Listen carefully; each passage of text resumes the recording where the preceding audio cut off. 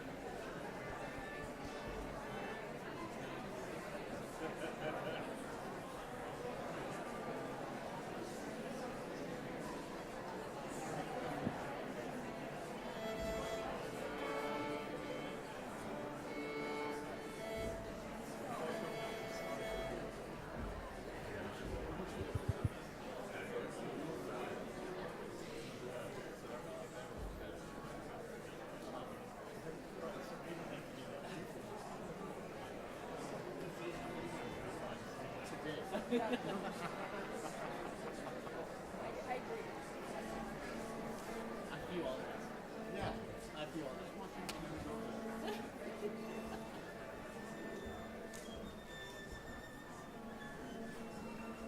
You draw it though. You draw it. Oh, He did not bring it. look at the same bus. Yeah. I knew this was it. Funny as something back my eyes too.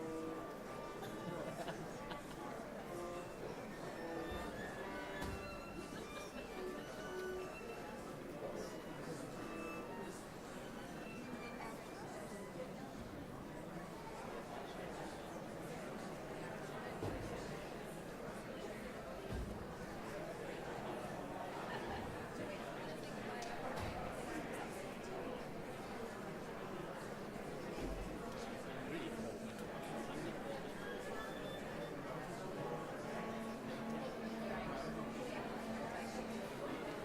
This is not the fake.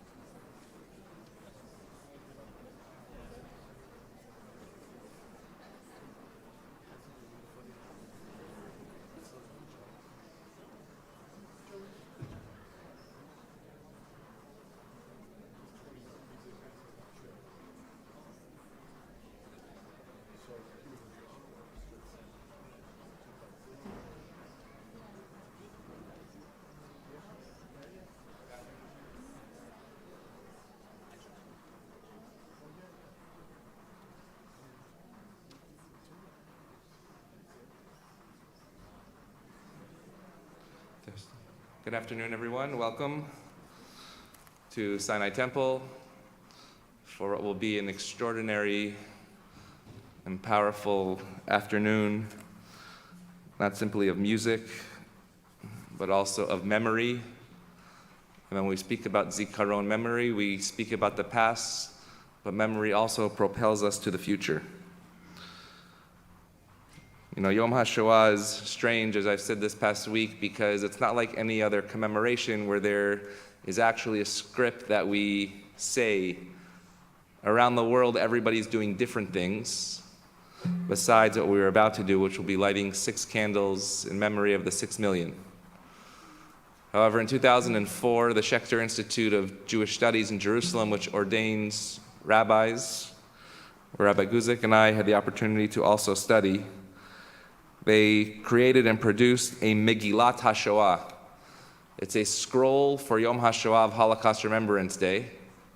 Just like we have the Megillah that we read for Esther on Purim and Shir HaShirim, the Song of Songs on Passover, and Kohelet Ecclesiastes on Sukkot, the rabbis of today decided that in the future, what will we do when we do not have the voices of the survivor of the first-person testimony? We must tell those stories.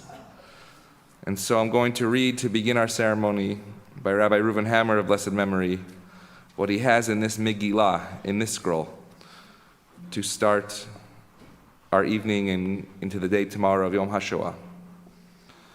The ark of Torah, of faith, of learning, stands empty and bereft. We have come here to remember those who cannot be forgotten. We have come to speak of that which cannot be spoken, but must not be left unsaid. We have come to remind not others but ourselves of what was done and what was not done. We have come to ask questions that cannot be answered but cannot be left unasked. We know how to remember the dead we have known. We know how to commemorate the death of one person, but all of us are mourners. All of us recall not one, but 6 million ones. Not only those we have known, but those no one can know. The names that are forever lost. In just a moment, we're going to call upon 6 members of our Sinai Temple family who are either survivors or children of survivors, and we'll mention, of course, the names of those they are lighting the candles for. At the conclusion of the lighting of the candles, the cantor will recite the El Malei Rachamim, the memorial prayer.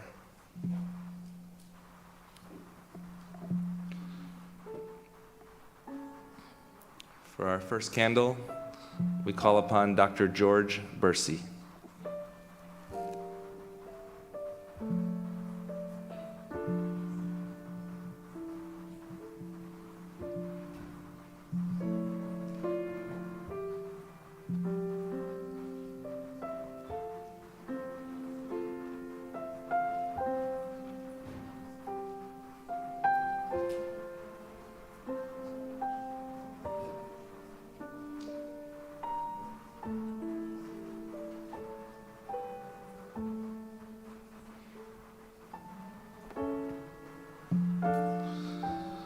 For our second candle, we call upon Rona Cosgrove and Tzipora Legman in memory of Rona's father and Tzipora's husband, who would also be here to light this candle every year, Gabe Legman, of blessed memory.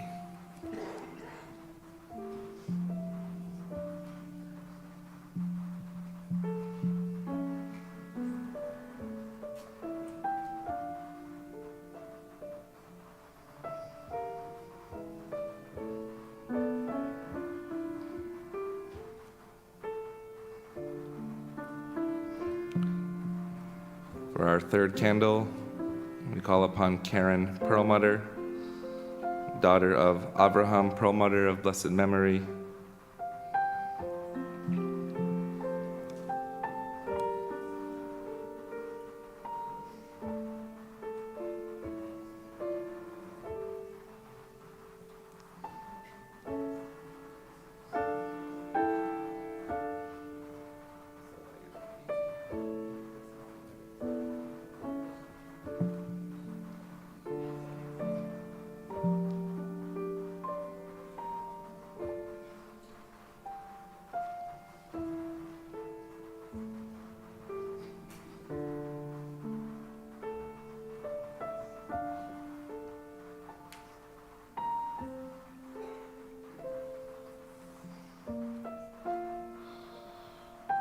For the fourth candle, we call upon Deborah Oppenheimer, remembering Silva Oppenheimer and Eric Oppenheimer, and grandparents David and Regina Oppenheimer, and Avram and Alta Basia.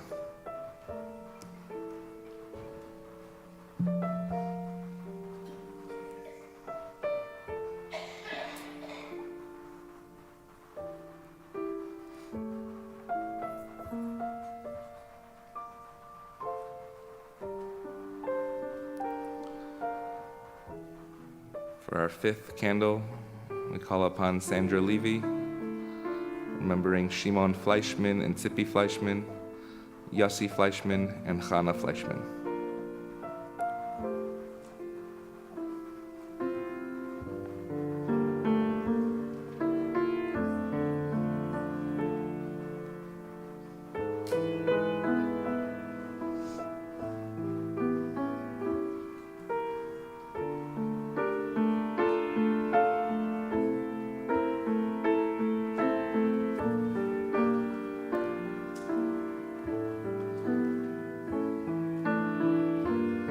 For our sixth candle, we call upon Marcy Maneker, remembering her mother Edith Maneker, who passed away this past year in November.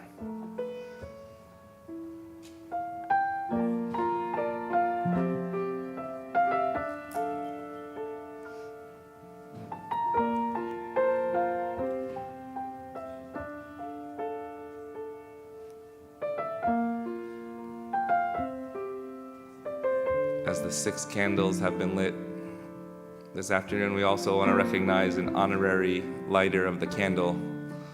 The reason why we all are here. Somebody who is not Jewish, but who have for so many years brought us the music of our ancestors that will allow us to continue to the bright future of tomorrow. That's Dr. Nick Strimple. Please rise.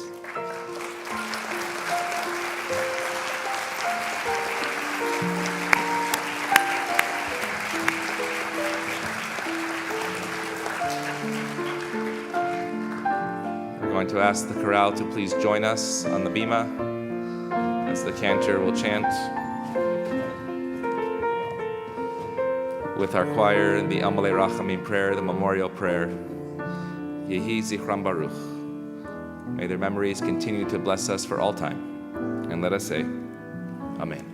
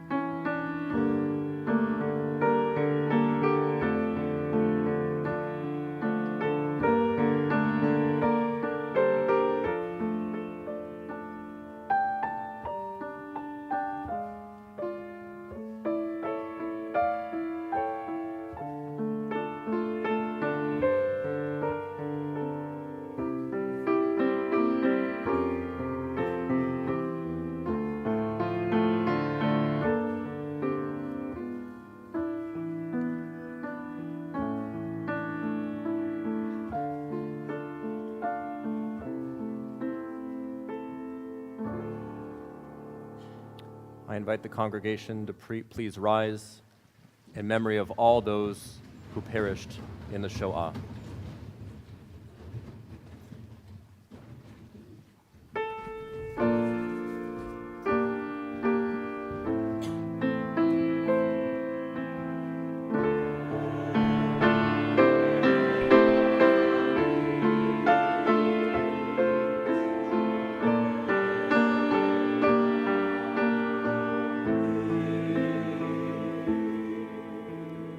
El Malay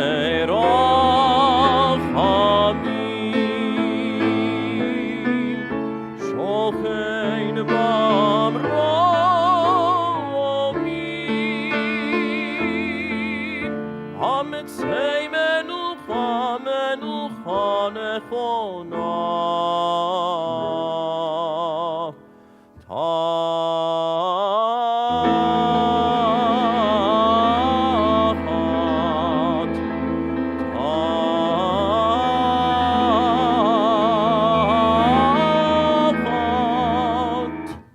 תחת כנפי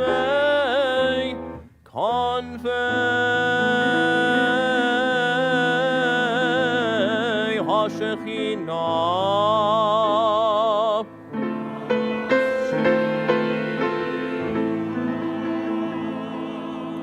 במעלות קדושים וטהורים כזוהר הרקיע מזהירים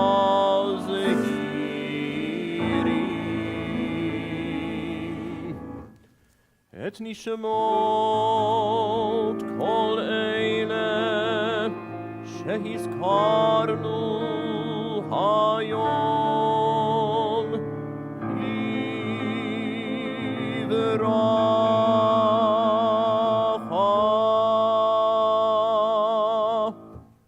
בגן עדן תהי מנוחתם לכן בעל הרחמים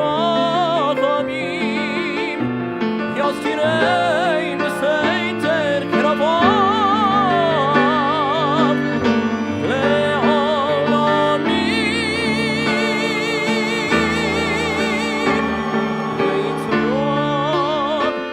יצרור החיים את נשמותיהם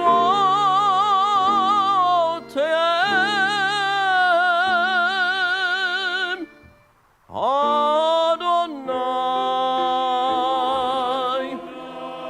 הוא נחלתם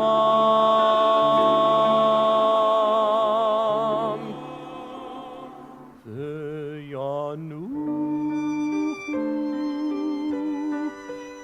בשלום על משכבותיהם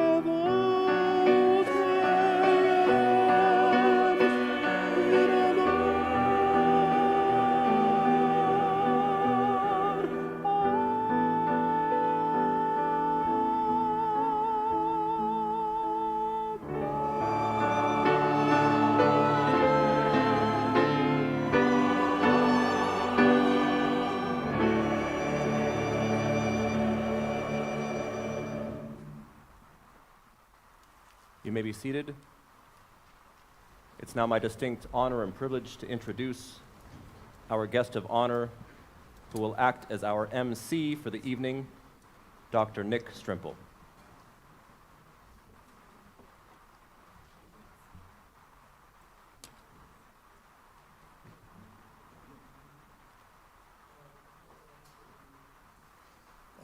Hold applause until the very end of the concert, if you don't mind.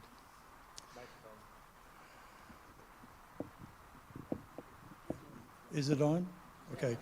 I'll say that again. Please don't applaud until the very end. Then you may not want to. I don't know.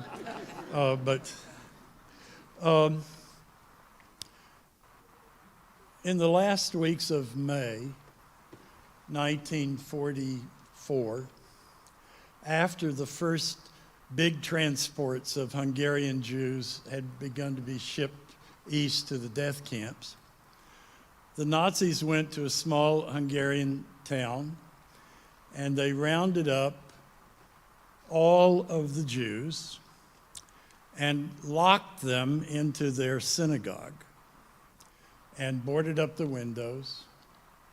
And these people were just left, not knowing what was going to happen next.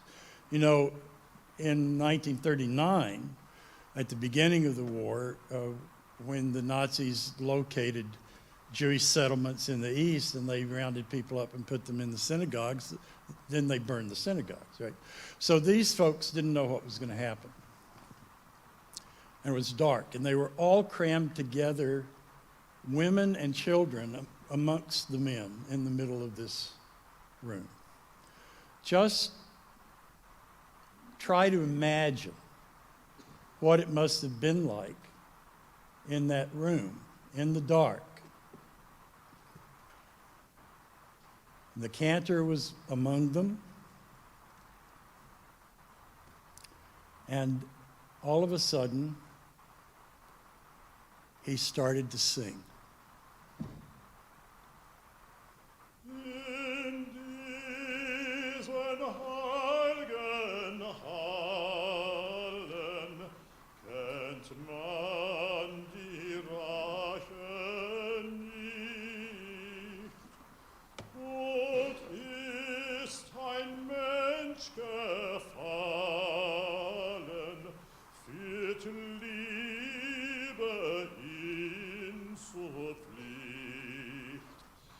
Dann wandelt an Freundeshand, vergnügt und froh ins bessere Land.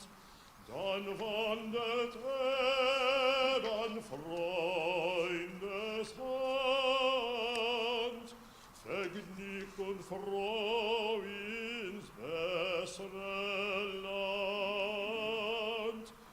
Dann wandelt an Freundeshand, vergnügt und froh ins bessere Land.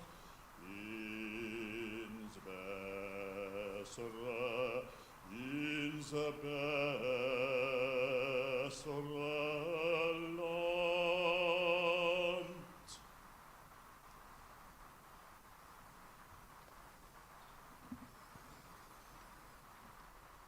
Okay. Now we have a lot of testimony about people singing when they were in the camps or going into the gas chambers. Often, is the mic off again? No. Oh.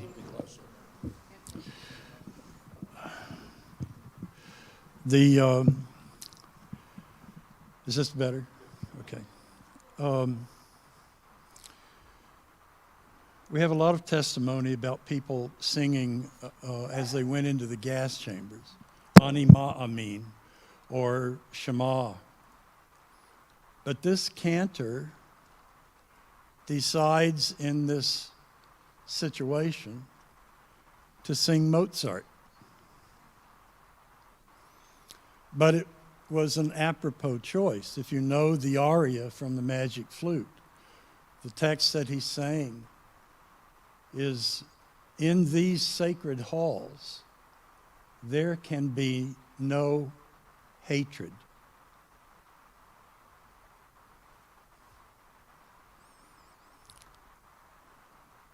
I've thought a lot about this over the years, trying to come to grips with the idea that he chose something that wasn't Jewish. And so I want to ask you all here, how many of you, and I know that some people in the audience are not Jewish, but so how many of you love the United States? Okay. How many of you love Israel? Well, there you have it. The generation that went to the gas chambers had really bought into the idea of assimilation that had been preached for 150 years, primarily in Germany by Moses Mendelssohn and Gotthold Lessing, but all over Europe. And they felt like they were part of that society of they were Germans, they were French, they were Italians, they were Dutch, and they loved that music too. That was part of their culture. And the people that went into the camps and the people in the ghettos, when they had opportunity to make music, they made the music that they knew. So this afternoon, we're going to explore their choices in terms of non-Jewish music, with one glaring example that doesn't fit into this mold. So we'll start, if you have programs, we're going to go chronologically. In 1933, Hitler becomes the Chancellor of Germany on the 30th of January.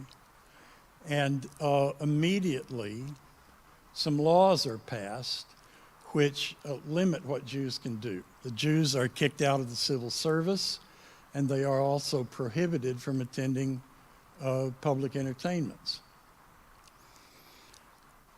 Rabbi Leo Beck went to see, he got an appointment with Joseph Goebbels because he had an idea.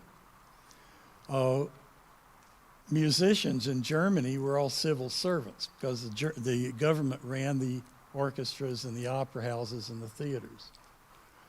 And Leo Beck suggested that they form an organization just for the Jewish community. It was called the Jewish Culture Society, Jüdische Kulturbund. They formed orchestras and theater groups, and they performed a lot of music. And they performed music that couldn't otherwise be heard in Germany, like the oratorios of Handel, for instance. They performed Israel and Egypt in Berlin. They also performed Judas Maccabeus. Now we're going to do a chorus from Judas Maccabeus in just a minute, but it has an interesting Holocaust history. It was a very popular oratorio in Germany, but the Germans couldn't perform it because of its subject matter. And the Nazis commissioned two people to write new libretti, and they tried them both out, and one of them became very popular. It was performed throughout the Nazi era in Germany under the title Der General, or the General. The story is still the same or similar. A great leader leads his people to victory, right? Except now it's a much different implication for the Germans.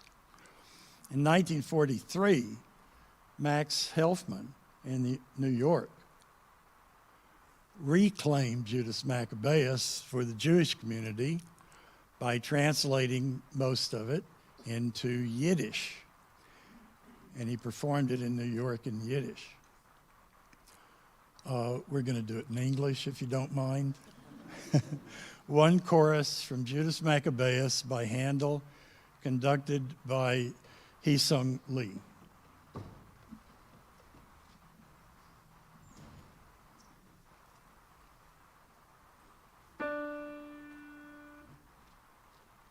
Sound an alarm!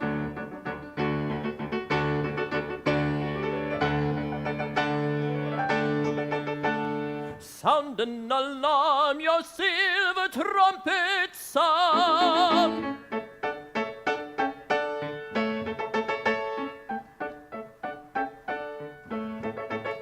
And call the brave and only brave and only brave around. Sound an alarm, your silver trumpet sound, and call the brave and only brave and only brave around.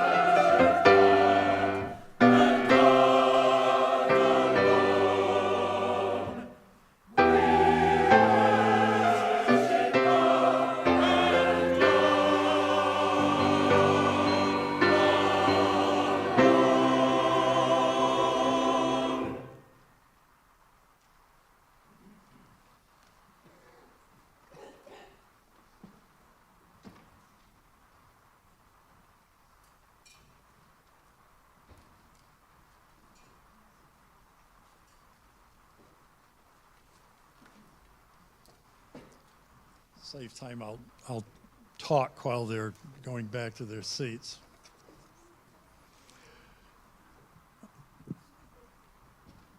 Can everybody hear me? Okay, yeah. I'll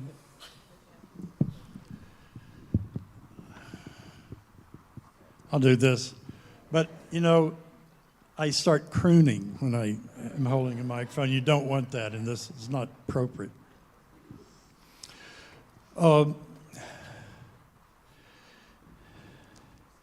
In the Western transit camps, the people usually took instruments with them because they thought they were just going to be resettled into the East, right?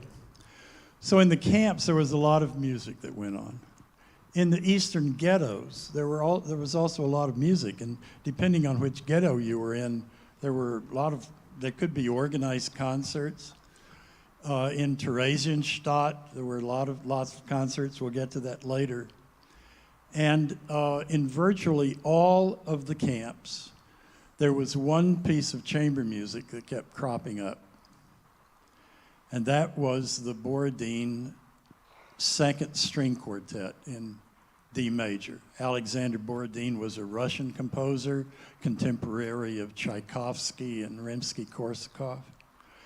And if you are of my generation, you will recognize this because his music, if you don't know him now, during the time of World War II and the 1950s, his music was very, very popular. So popular that a Broadway musical was devised that used arrangements of his music. And that Broadway musical was called Kismet.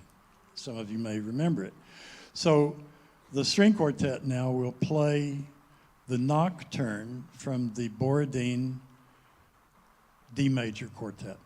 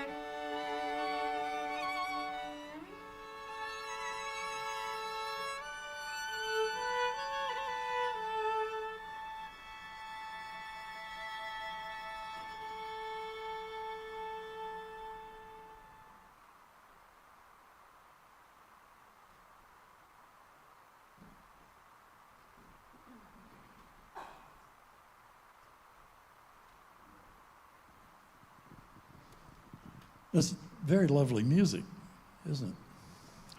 And most of the music you're going to hear this afternoon is very hopeful, like this. But I don't want you to think that these people didn't have some idea of where they were and what they were going through and what was going to happen to them. In the ghettos in the East, of course, in Poland and Lithuania and Latvia, they have this wonderful tradition of Yiddish songs about everything. And they did that during the Nazi era too. And they wrote new songs, and they also used tunes that everybody knew and created new words that were specific to the situation. One of the songs that was a favorite was Raisins and Almonds by Abraham Goldfaden. This song had been written 90 years earlier, 1850. It's a lullaby. It's from a Yiddish theater show. And the text is about, it says, my son, go to sleep, your father's gone, but he's coming back, and when he comes back, he'll bring you raisins and almonds. Well, in the Łódź ghetto, there was a musician named David Begelman who was doing all kinds of things, even managed somehow to perform the Beethoven Fifth Symphony in the Łódź ghetto. He got together with a man named Isaiah Spiegel, whose one-year-old daughter had just died, and they wrote a parody of Raisins and Almonds, which you're going to hear now. Becky Kabacher will sing it. The original, go to sleep, your father's gone, he's coming back, he'll bring you raisins and almonds. This one is, go to sleep, your father's gone, he's not coming back. There aren't going to be any raisins and almonds. No more raisins, no more almonds.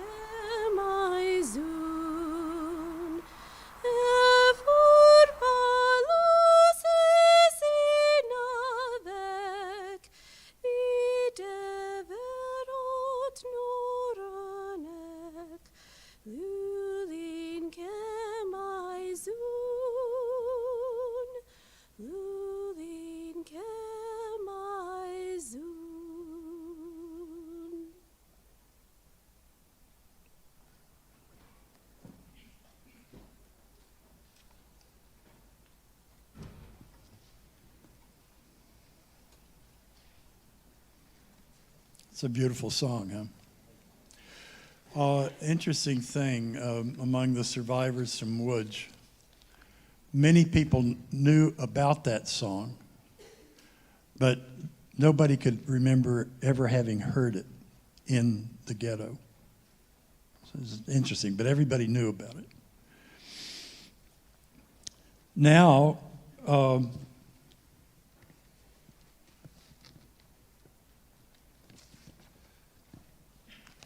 now we're going to go to Theresienstadt, which is a town about 40 kilometers northwest of Prague. It was chosen by the Nazis as their so-called paradise ghetto. It was a town with approximately 5,000 inhabitants. And over the first 3 weeks of November 1941, that town was evacuated, and almost 40,000 Jews were moved into the same space. And they created there, over the next few years, a very, very lively artistic community.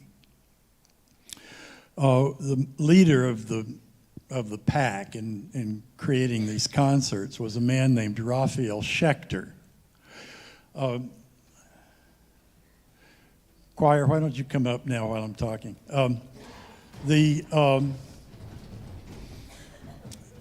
He was a well-known choral conductor from Prague, and he had with him a pitch pipe and a score to Smetana's opera, The Bartered Bride.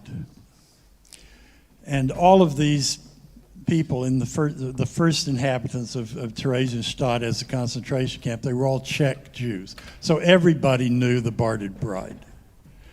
And he decided to produce that. And he found a room where he could have rehearsals. It was a very small room, but he had no instrument. He only had this pitch pipe and one copy of the music. And he formed a group.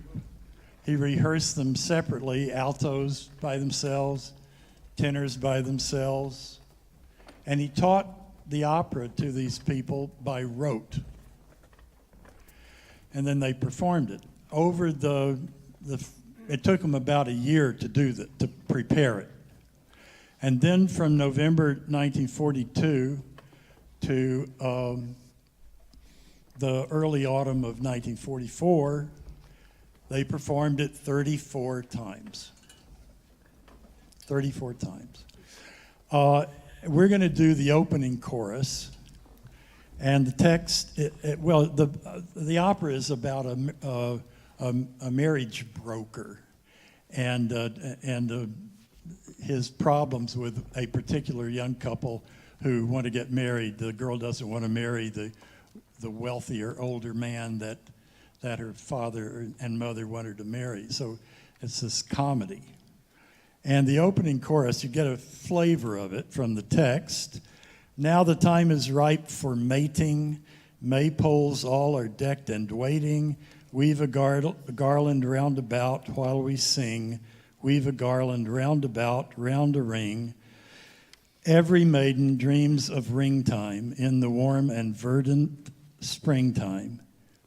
Yet be wary. Folks should pause before they marry.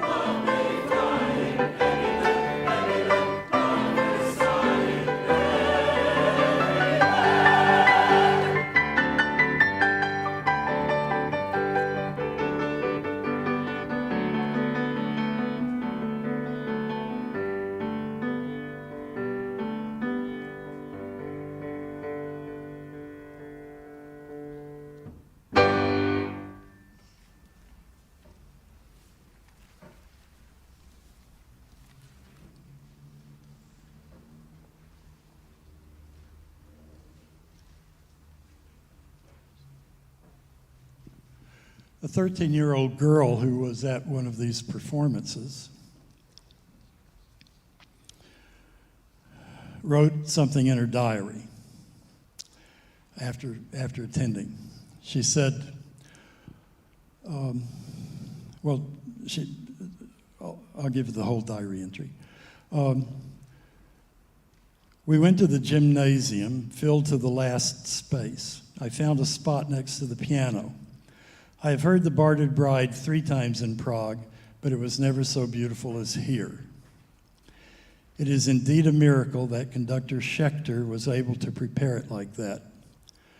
While I was walking home and overheard all the small talk about food, black marketing, passes, and work in the field, I felt like a person having beautiful dreams who awakens suddenly and everything is again trite, as always.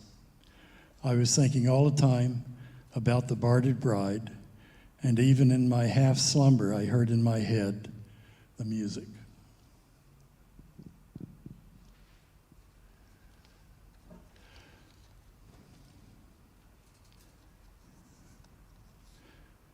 Now, Rafi Schechter teamed up with a young guy, 23-year-old fellow named Gideon Klein. And they made over 200 folk song arrangements for chorus. They arranged a lot of choirs. There were 9 choirs in Theresienstadt.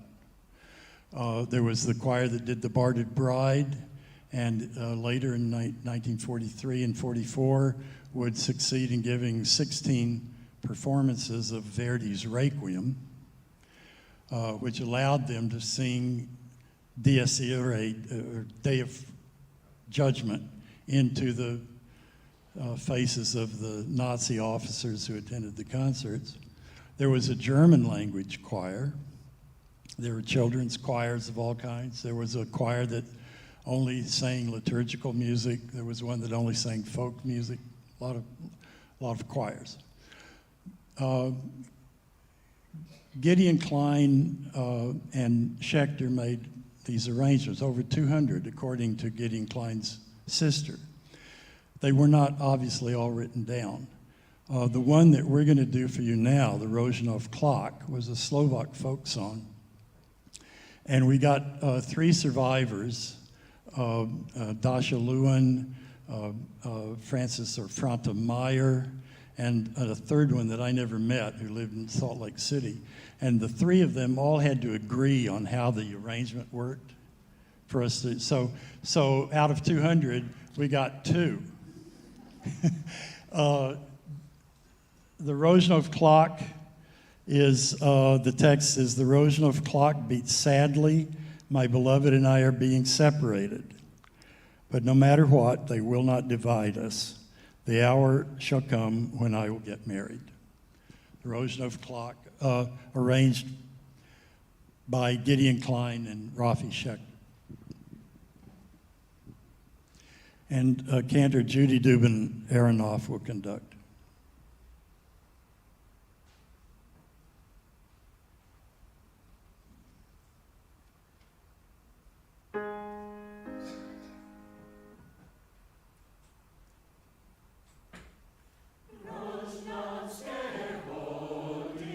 Smutnie mi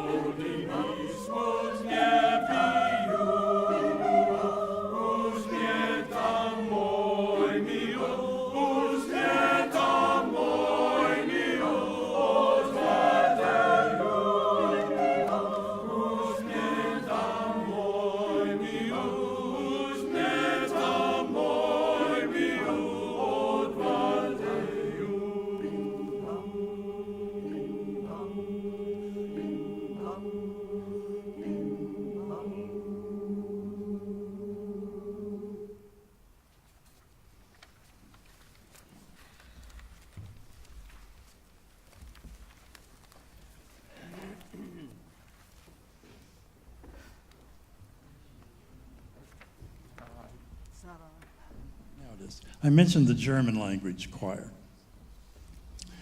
And they did two extraordinary pieces that are still standard repertoire in the classical music world. Haydn's oratorio, The Creation, and Elijah. Now, we're going to do the ending of part 1 from The Creation, and then I'm going to read you some comments made by one of the people in the performance leading into a chorus from Elijah.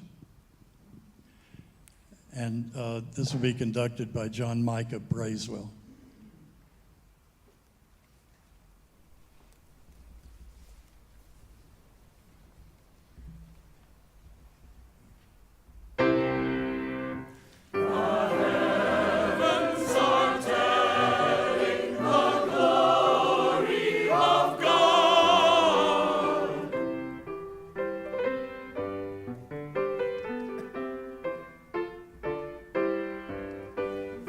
Wonder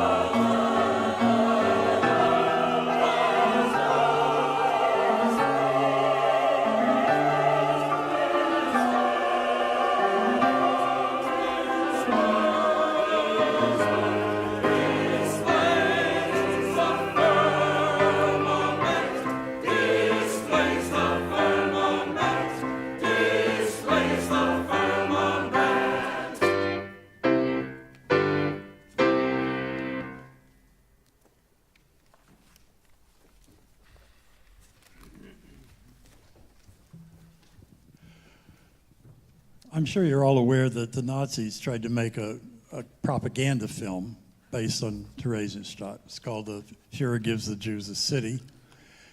And they wanted to use for the opening, under the opening credits, the German choir singing the opening of the finale of Elijah.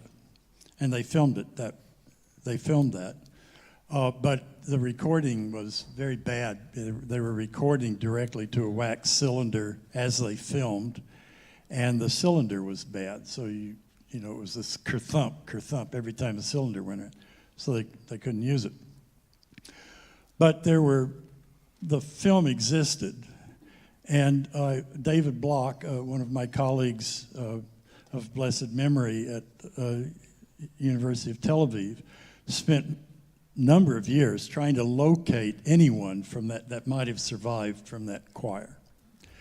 And he had decided that no one had. And I was making a presentation similar to this one at the University of Minnesota about 25 years ago, and showing these still images from the film of the choir. And there was a man in the audience who saw himself in the picture. And it turned out that he and his brother, who were right next to each other in the film, they were both cantors. They both survived. One ended up in New York, and Henry ended up in St. Paul, Minnesota. And he wrote a little autobiography after I met him, and this is what he had to say. After the performance of The Creation, we started rehearsing Mendelssohn's Elijah. We thought it to be very odd because all of his works were forbidden to be performed in any German-controlled territory. Also, the contents of the text have passages that are possibly not too comfortable to a Nazi ear. It was time for the performance. The Nazi commander and his SS-uniformed cohort sat down. The Jewish leaders of the camp, strangely enough, were placed right next to them. That's because they were filming it, right? He didn't realize that. We, the choir, took our position. The soloists appeared. The conductor raised his baton. Just try to imagine the anxiety of these performers as the huge choir of inmates cried out in a strong fortissimo, "Help, Lord! Help, Lord!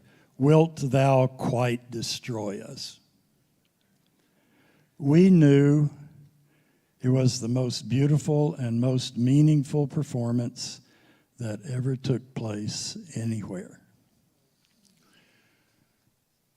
Okay, so we're going to do the finale. It begins with the text, "Then shall your light break forth as the light of morning breaketh, and your health shall speedily spring forth then." And then it goes into Psalm 8. "Lord, our Creator, how excellent thy name is in all the earth." But before we sing it, you're going to hear the recording made by the Nazis of the first 38 seconds of this piece.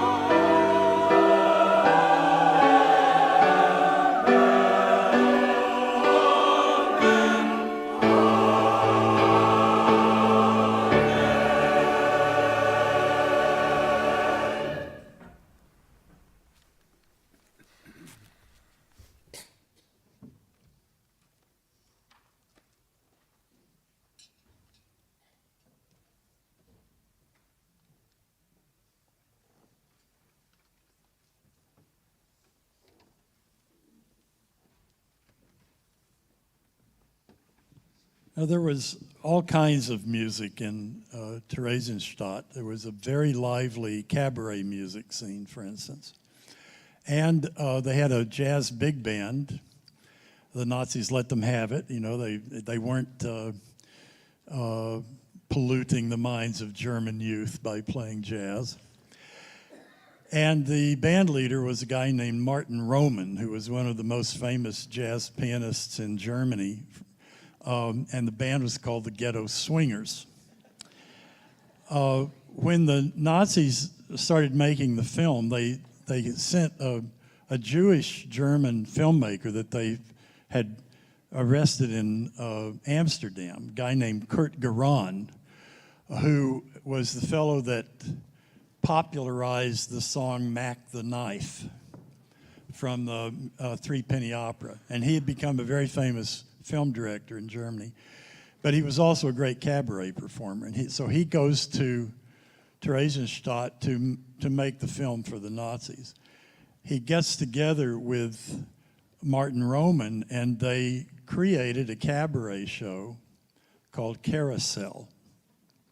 And the title song was written by both of them. Geron wrote the text, and Martin Roman wrote the words.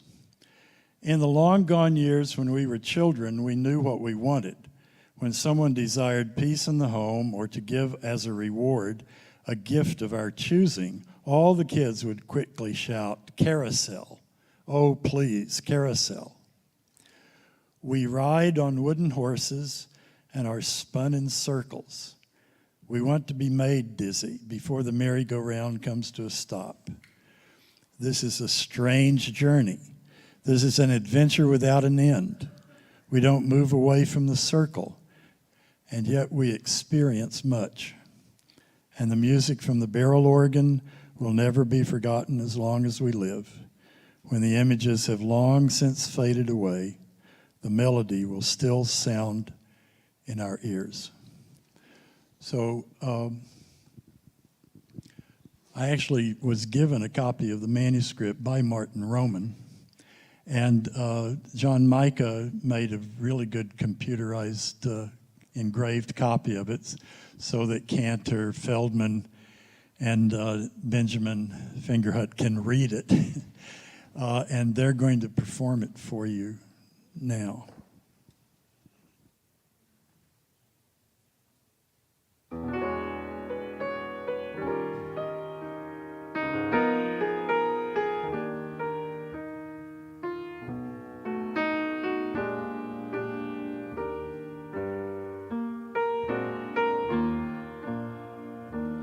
In den lang entschwundenen Jahren, da wir kleine Kinder waren, hatten wir ein Ideal. Wollt man Ruhe in der Wohnung, oder gab es als Belohnung ein Geschenk nach unserer Wahl? Riefen alle Kinder schnell, Karussell, ach bitte, bitte Karussell. Wir reiten auf hölzernen Pferden und werden im Kreise gedreht. Wir sehnen uns schwindlig zu werden, bevor nach das Ringelspiel steht. Das ist eine seltsame Reise. Das ist eine Fahrt ohne Ziel. Wir kommen nicht fort aus dem Kreise und dennoch leben wir will.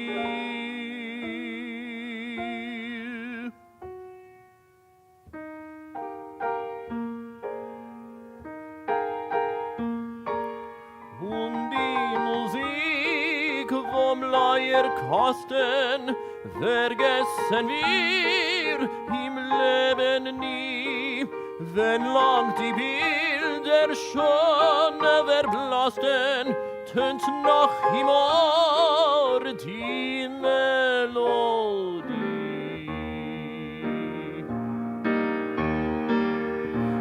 Wir reifen auf hölzernem Pferden und werden im Kreise gedreht. Verschwindlich wir Halt machen werden, dann wird man erst sehen, wo man steht. Menschen haben Ambitionen, selbst wenn sie im Elende wohnen, wollen sie was Besseres sein. Hat auch keiner was zu reden, ist doch ein Genuss für jeden, mit nach Ärmeren zu schreien. Hört ihr das Gespensterlied?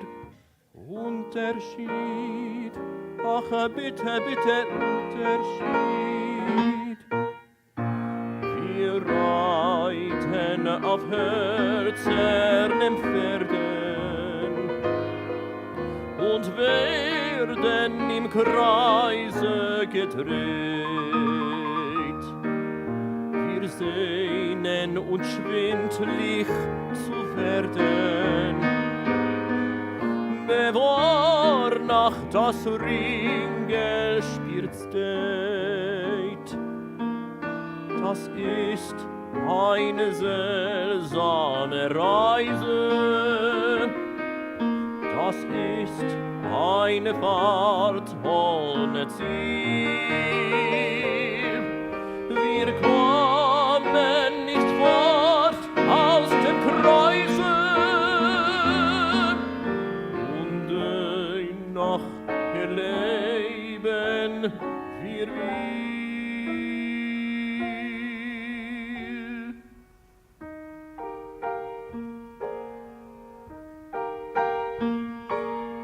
Und die Musik vom Leier kosten, vergessen wir im Leben nie, wenn lang die Bilder schon verblassten, tönt noch im Ohr die Melodie.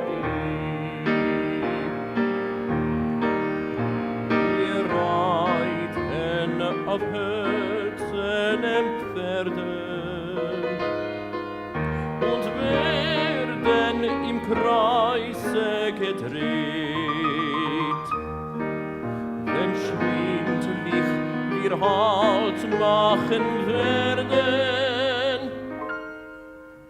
dann wird man erst sehen, wo man steht.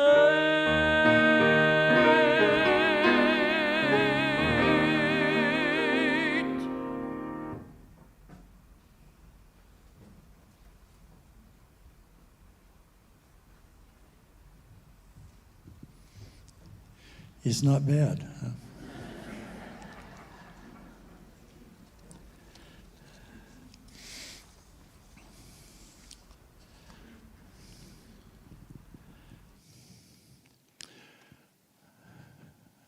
I'd like to read you some comments made. It was actually an interview with a man named Kurt Sandfort, who was a musician in Theresienstadt. He survived. And this, in the early 90s, he was interviewed by Norwegian television about his experience at Theresienstadt. And he said, he's talking about an orchestra rehearsal there. And he says, I remember one of the members, well, I remember these people were from all over Europe. I remember one of the members from the Concertgebouw Orchestra, that's in Amsterdam. He was a second violinist, such a modest, very reserved, almost timid man to look at. But one day, during one of the rehearsals, he suddenly got up and then he played the Humoresques by Dvorak.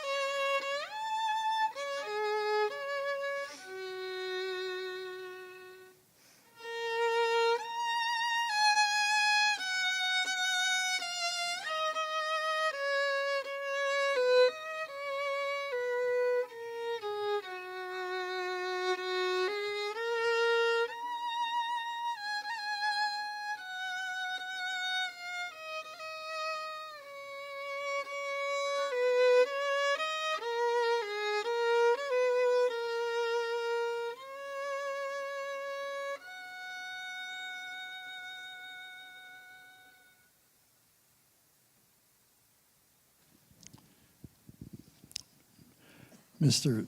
Sandfort goes on. He played it with such an empathy, with such an intensity that he put his heart and soul into it.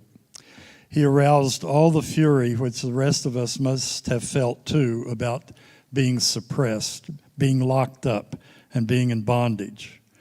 All that found vent in this. And then he finished the piece, and afterwards he was somewhat transfigured. The concertmaster applauded, saying, "You played wonderfully," and his face brightened in a way. I do not know if he was crying or if he was laughing, but it was as if he, the eternal second violinist, had now experience to obtain recognition, to unfold and play freely. Because in music, there is freedom too. We were behind barbed wire and our lives were in danger, and when you were playing music, there is freedom. The freedom of our feelings, the freedom of our thoughts and feelings, the freedom of spirit, the freedom of culture and spirit. It can live even though you are locked up.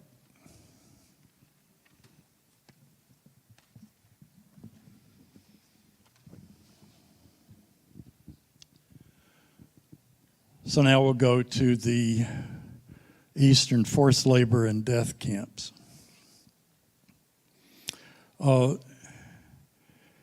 In Birkenau, one of the leaders of the men's orchestra was a guy named Shimon Locks. And he writes the following.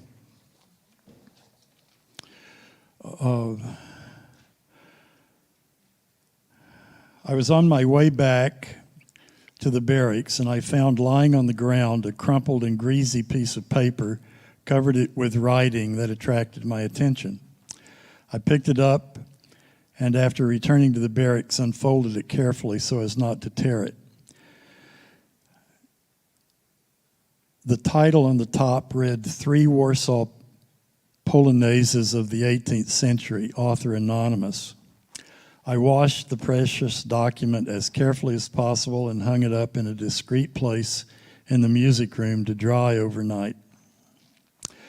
During the next few days, I harmonized all 3 and wrote out the parts for a small chamber ensemble, after which we began to practice the pieces in the barracks when conditions allowed. Some of my Polish colleagues congratulated me on this deed, regarding it as an act of the resistance movement. So John Micah Braswell will now play one of these polonaises.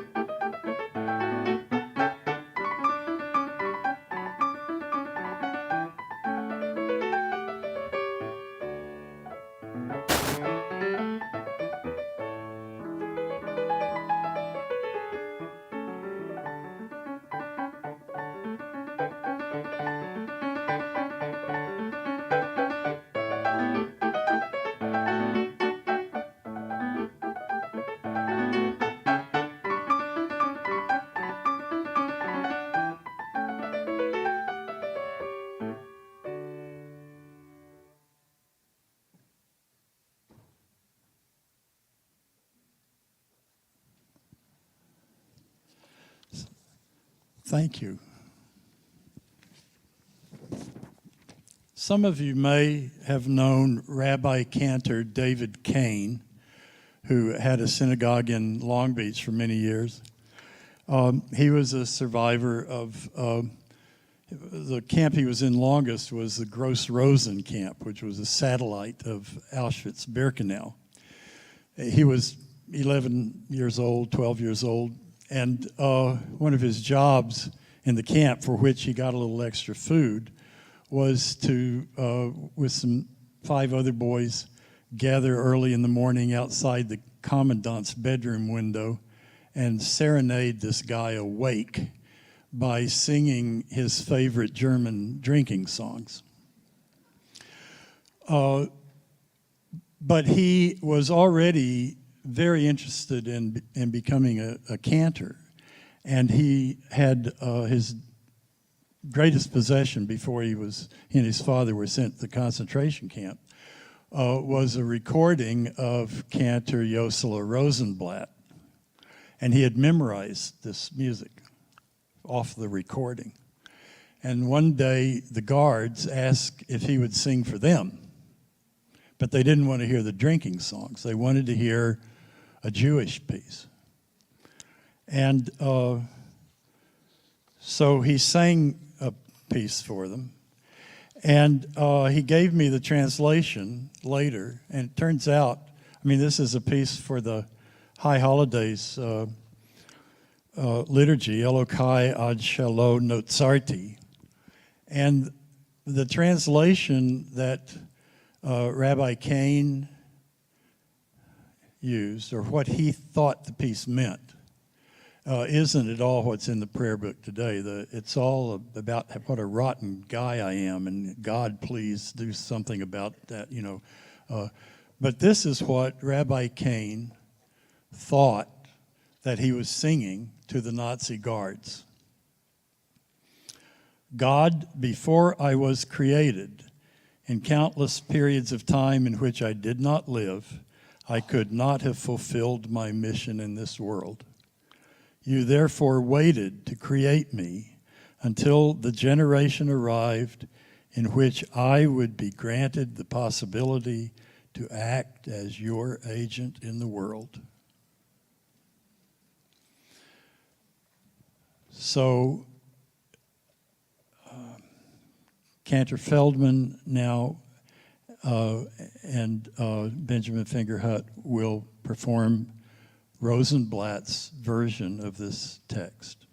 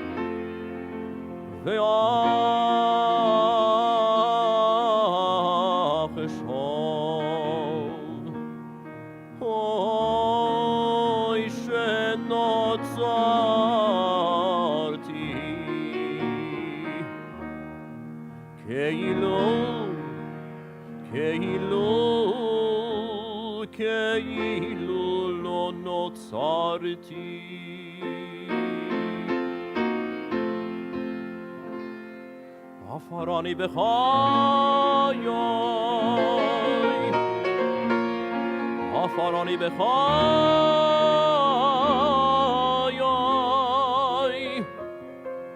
کال بخونر بمیسوسی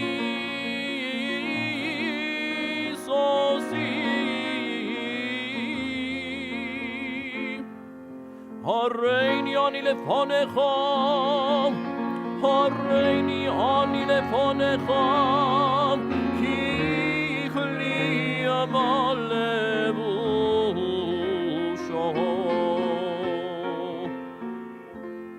کی خلی مال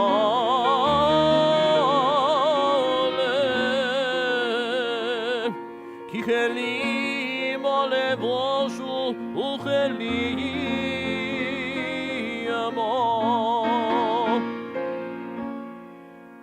یهی راتوین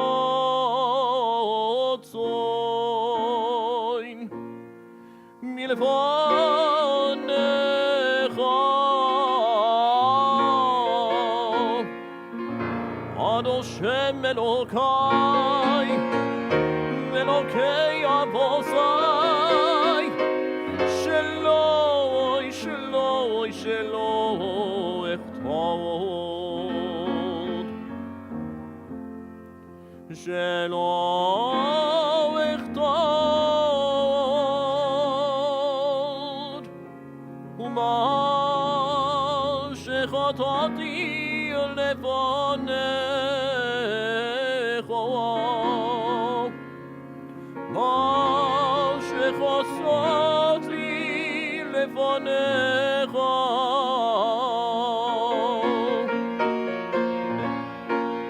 מורק, מורק, מורק, ברחמך רבים.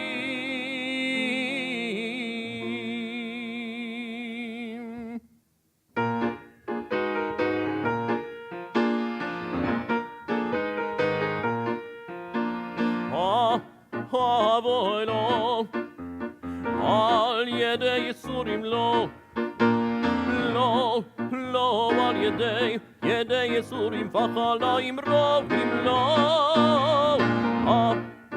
אבוי לו, על ידי ייסורים לא, לא, לא על ידי ייסורים וחליים רבים לא. לא על ידי ייסורים וחליים רבים. לא, לא, לא, לא, לא.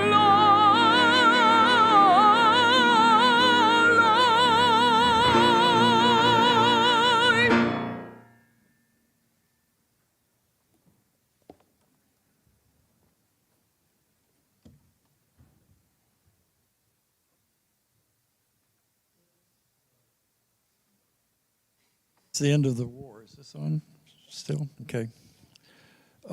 There's been a lot of commemorative music written. And we're going to do a little of it. The first actually is about a Czech town of Lidice. Do any of you know about Lidice? In 1941, it was a mining town. It was an hour or so by bus outside of Prague. And when Reinhard Heydrich was assassinated in June of 1942, the Nazis, for some reason, believed that at least one of the assassins came from or had relatives in the town of Lidice. So they went out on Sunday, waited for all the buses from Prague to return, and when they were sure they had everybody there, they proceeded to kill them. They killed all of the men, most of the women. There was a town of 480 people. They killed the men and boys aged 13 and older. Most of the women, the other women they sent to concentration camps where they perished. They examined all of the children, took maybe a half dozen who they thought had Aryan characteristics and sent them to orphanages in Germany. And the other 176 children, along with the livestock, they sent to Theresienstadt. Then they also killed all of the pets. Then they blew up all of the buildings, bulldozed them away, brought in the Hitler Youth Farm Corps, who plowed up the land and planted grass so that there's no evidence of a town ever existing.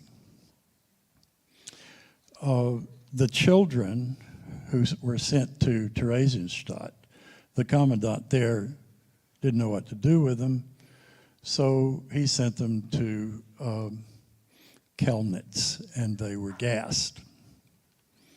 Now, these are not Jewish kids. These are just Czech children. And they went to Chemnitz. In 1956, there was a memorial built, a rose garden built on the site of the town. And this poem was written for the dedication. Lidice lay unknown in the lap of a lying world,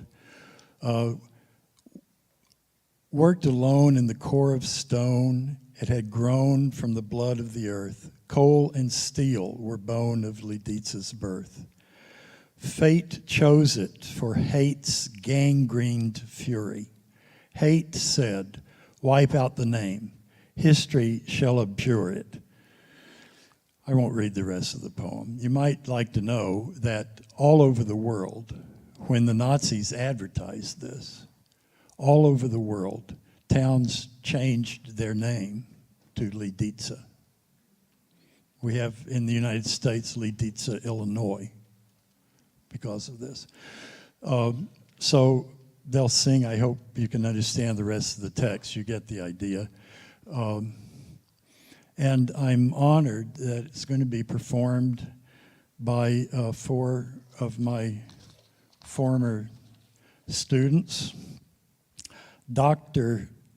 Tali Todmore, Dr. Nelly Nikolaeva, Dr. Yoshika Masuda, and Dr. Lauren Buckley Scher.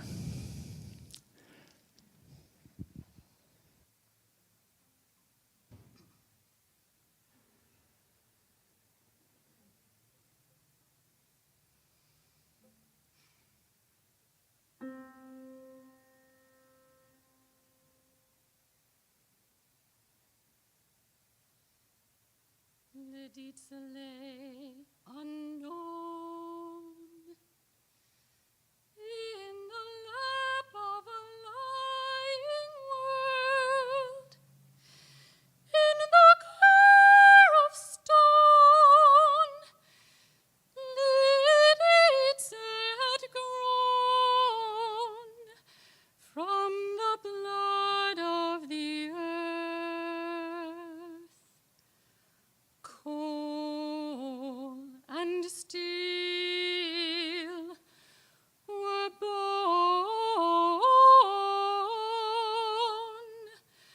of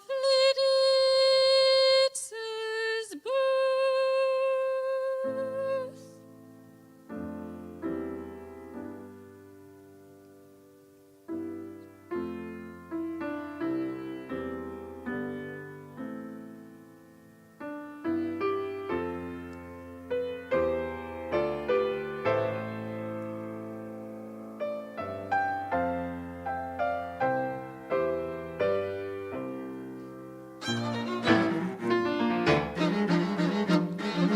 Fate chose it for hate's gangrened fury. Hate said, wipe out the name. History shall abjure it. The brave dust blew round the world. The morning air flooded with blood of roses. Hate had plowed up the soil. Love sowed it where the murderer's heel stamped on the eyes of children. The gardener's fingers fashioned them into roses.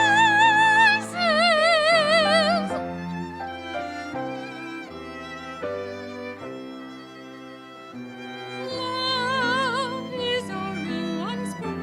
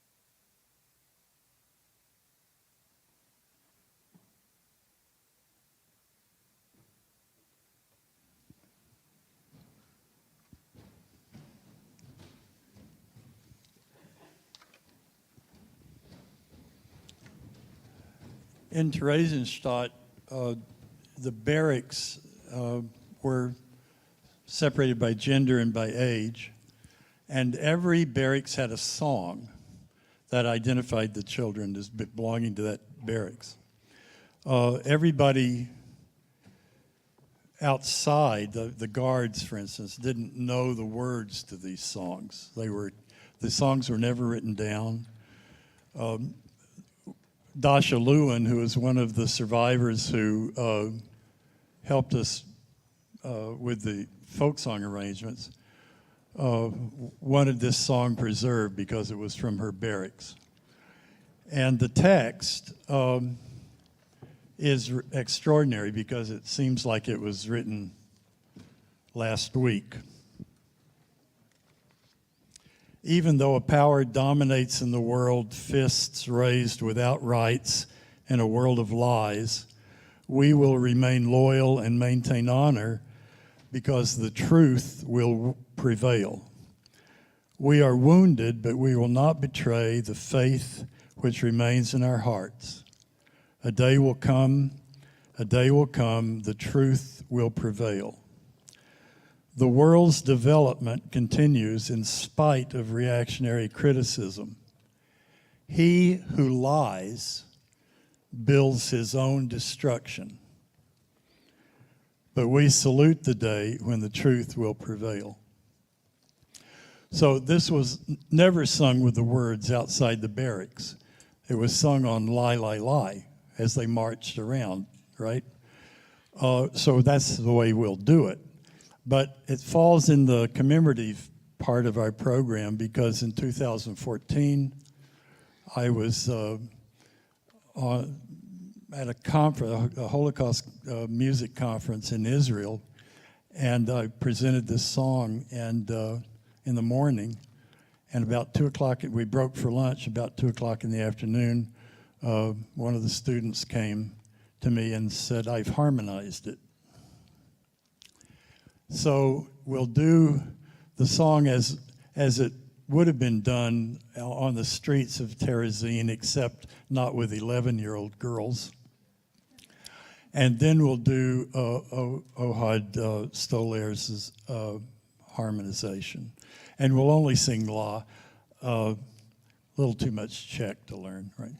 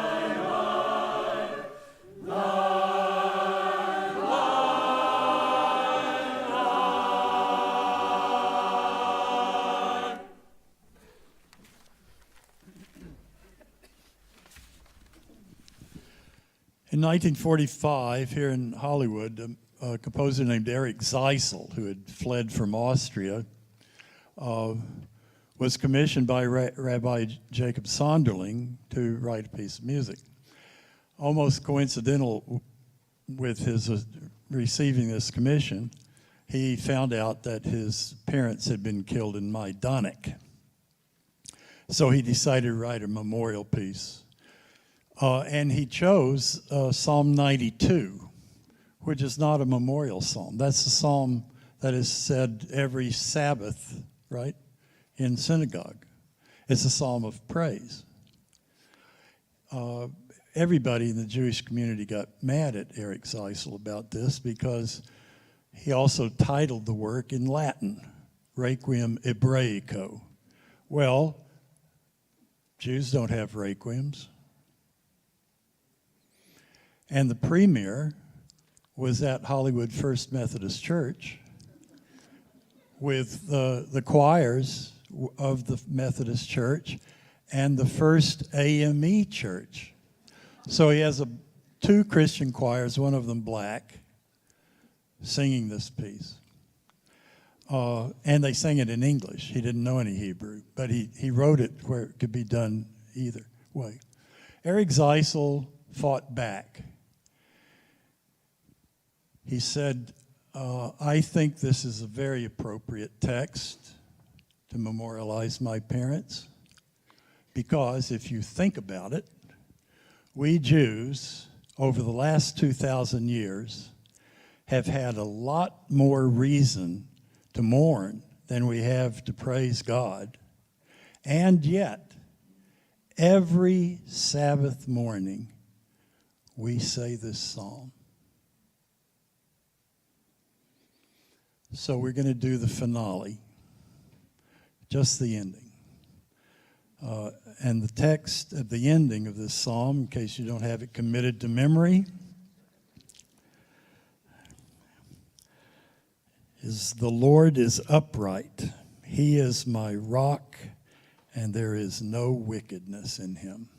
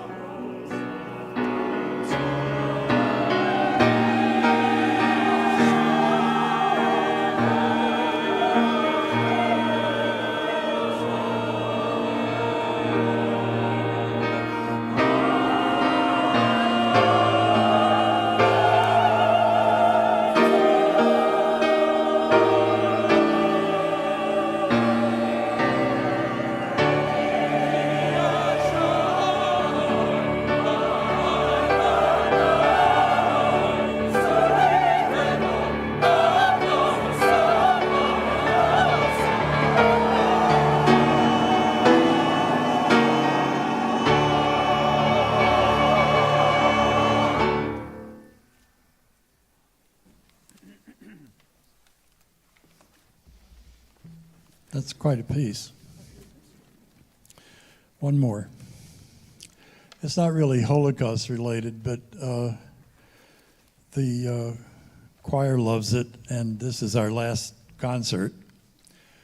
And the text is appropriate, I think, for any gathering like this, especially in the times we live in now.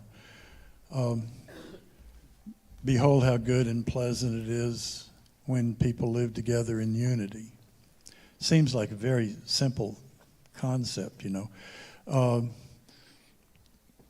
Can't agree on what unity means. That's the problem, right? But hopefully we'll get there.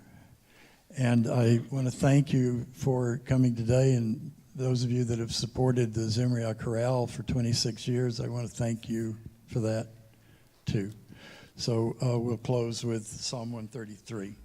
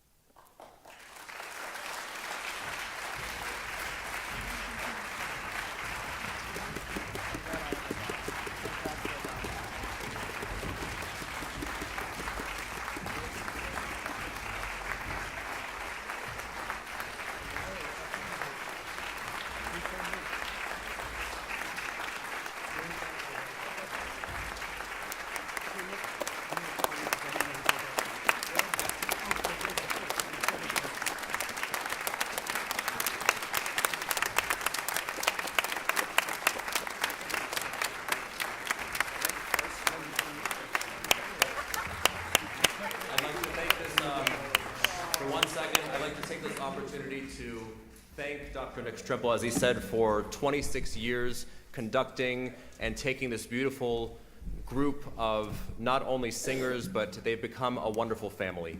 So, Dr. Strimple, thank you so much for all this. And I'd like to invite everyone to join us for a dessert reception, and it's sponsored by our very own Jane Cohen, Jane and Larry Cohen. Thank you so much for your sponsorship and for all you do for Sinai Temple.